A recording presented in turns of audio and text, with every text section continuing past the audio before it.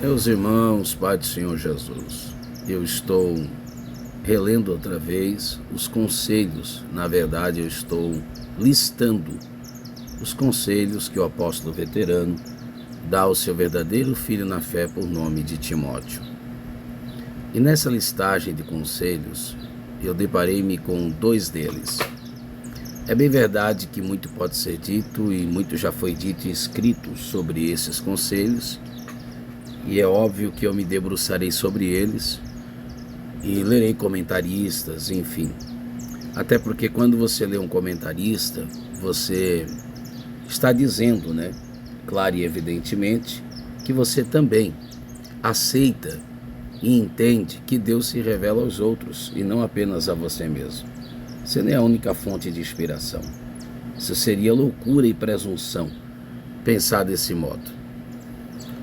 Aí que me chama a atenção é que Paulo ele vai focar muito no ministério de pregação. Depois eu sei que vai ter o texto 1 Timóteo capítulo 3, vai ter os conselhos das últimas cartas, ou melhor dizendo, da última carta, inclusive 2 Timóteo 3 ali, aí depois o capítulo 4 e o último daquela série de conselhos é que pregues a palavra. Eu tenho outros vídeos falando sobre. Mas como Paulo foca no ministério da pregação e que Timóteo gaste tempo sobre ele. 2 Timóteo 2,15, procura.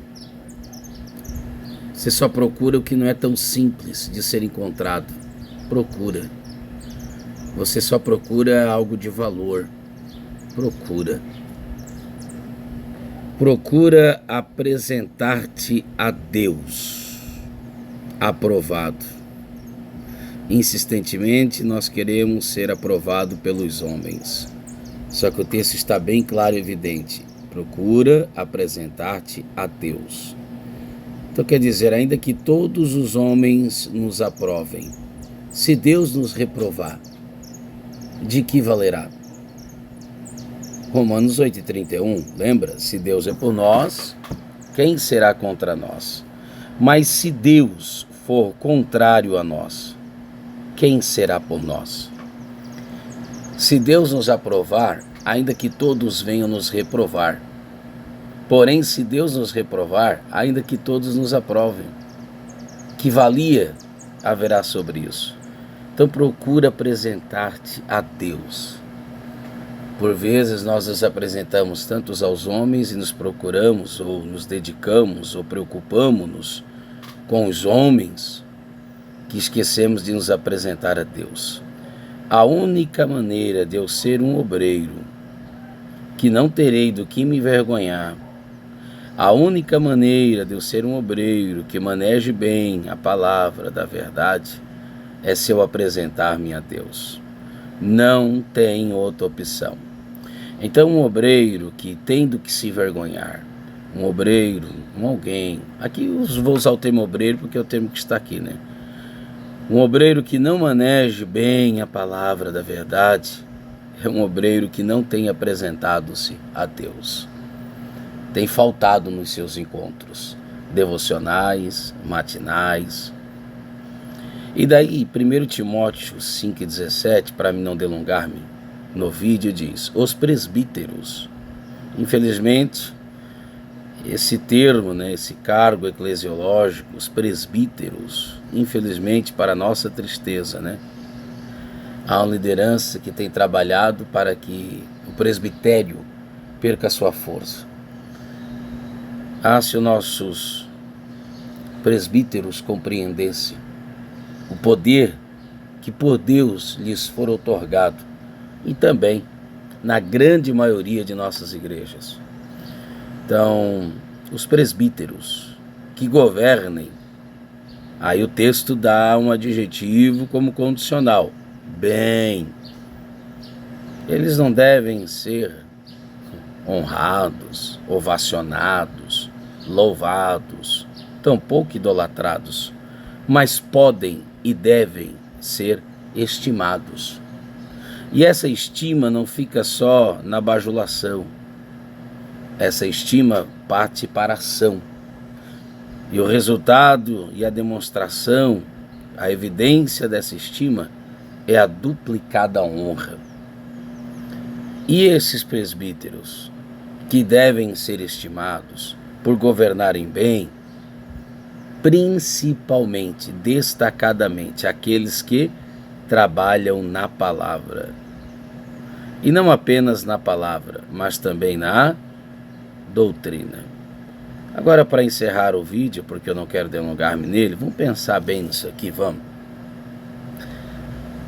Porque, por vezes, aqueles que ensinam a palavra nas nossas igrejas, ao invés de serem tidos como alguém que recebe duplicada ou dupla honra, e alguns comentaristas vão dizer que essa duplicada honra fala de honorários, reconhecimentos salariais. Mas não vamos nem entrar nisso. Mas por que aqueles que, por vezes, dedicam-se à palavra, trabalham, porque é um trabalho, esse é o termo que Paulo usa, trabalho, honroso trabalho. É triste pensar quando alguém vai dizer, e o pastor está fazendo nada. Como está fazendo nada?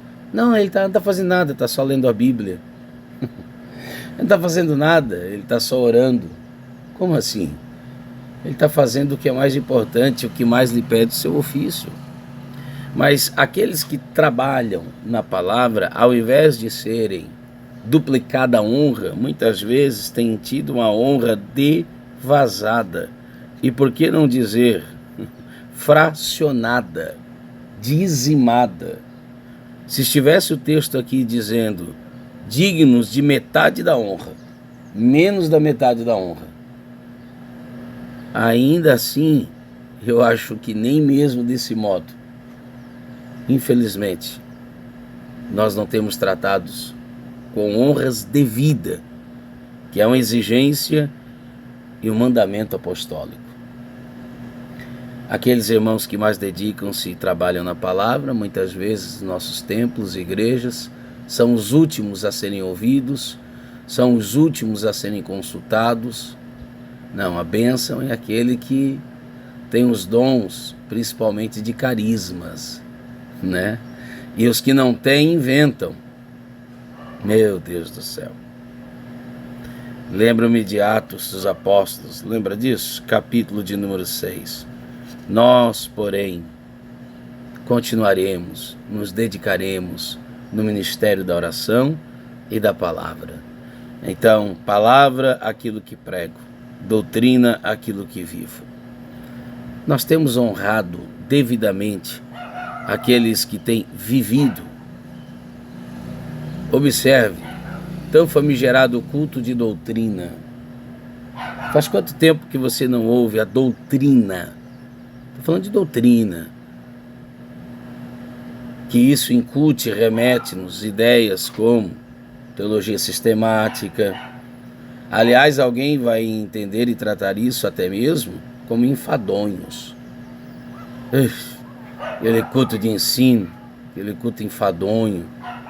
Ô, meu irmão, termino dizendo-lhes, imagine que você chame um taxista, um táxi, e de repente, ao embarcar no táxi, você perceba que o taxista, o motorista de aplicativo, sei lá, um motorista de ônibus, transporte público ou outro, não saiba dirigir.